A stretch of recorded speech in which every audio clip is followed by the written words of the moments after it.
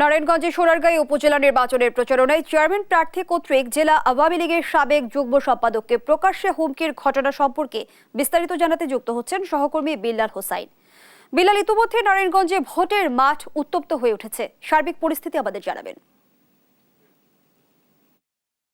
অসংখ্য ধন্যবাদ। যদি আপনাকে প্রথমে জানাতে চাই, এই দ্বিতীয় ধাপের যে উপজেলা পরিষদ নির্বাচন, এই নির্বাচনে নারায়ণগঞ্জের 3টি উপজেলায় নির্বাচন অনুষ্ঠিত হচ্ছে। তার মধ্যে রূপগঞ্জ এবং আড়াইহাজার দুটি উপজেলাতে 2জন করে প্রার্থী থাকলেও সোনারগাঁয় কিন্তু 4জন প্রতিদ্বন্দ্বিতা করছেন এবং এই 4জনই কিন্তু হেভিওয়েট প্রার্থী।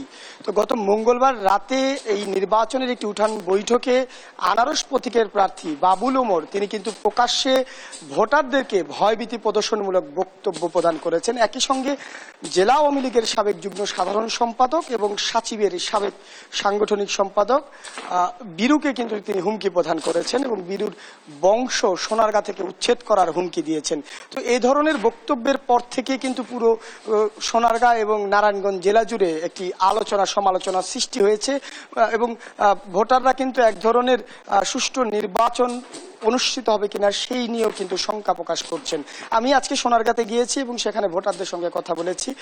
ভোটাররা জানিয়েছেন যে সুষ্ঠু নির্বাচন করতে হলে নির্বাচন কমিশনকে এই সোনারগাঁর বিষয়ে আরো কঠোর হতে হবে।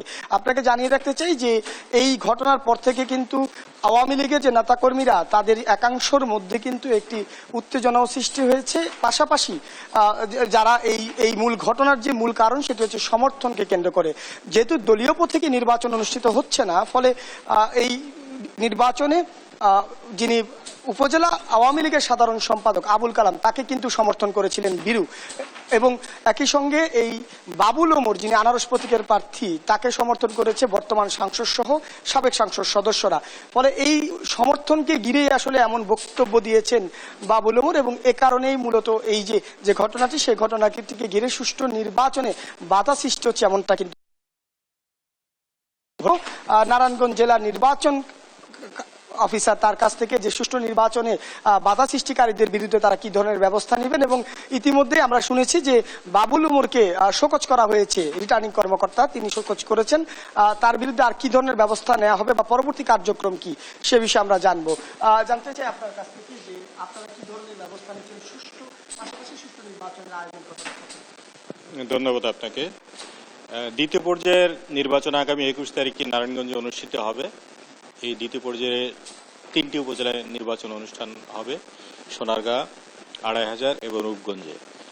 ইতিমধ্যেই সুষ্ঠু নির্বাচন অনুষ্ঠানের জন্য নির্বাচন কমিশন যেভাবে আমাদের নির্দেশনা দিয়েছেন তারই আলোকে আমরা যা যা করণীয় তা আমরা করতেছি এবং সোনারগাঁতে যে অভিযোগটা এসছে সে ক্যান্ডিডেটকে আমরা ইতিমধ্যে শোকজ করেছি। উনি শোকজের জবাব 24 ঘন্টার মধ্যে আজকে দিয়েছেন। আমরা এখন দেখব যে তার শোকজটা আইনানুগ কতখানি নির্বাচন কমিশনের আচরণ মেনে উনি করেছেন কিনা তার আলোকে পরবর্তীতে আমরা ব্যবস্থা গ্রহণ করব। শুনছিলেন যে জেলা নির্বাচন কর্মকর্তা তিনিও জানাচ্ছিলেন যে তারা প্রয়োজনীয় যে ব্যবস্থা সেটি নেবেন। যে আরেকটা বিষয় জানিয়ে রাখতে চাই, জেলা আওয়ামী লীগের পক্ষ থেকেও একটি সাংগঠনিক ব্যবস্থা নেওয়ার কথা জানিয়েছেন জেলা আওয়ামী লীগের সভাপতি। অর্থাৎ নির্বাচন পরবর্তী সময়ে এই ধরনের বক্তব্য দিয়ে দলের সুনাম যারা নষ্ট করছে তাদের বিরুদ্ধে কিন্তু প্রয়োজনীয় ব্যবস্থা তারা গ্রহণ করবেন এমনটাই জানিয়েছেন। তো এই ছিল আমার কাছে সোনারগাঁ নিয়ে নির্বাচনী যে সার্বিক পরিস্থিতি সেই পরিস্থিতি সবশেষ। ধন্যবাদ জানাচ্ছি আপনাকে। দর্শক, নারায়ণগঞ্জ থেকে জানাচ্ছিলেন সহকর্মী বিল্লাল হোসাইন।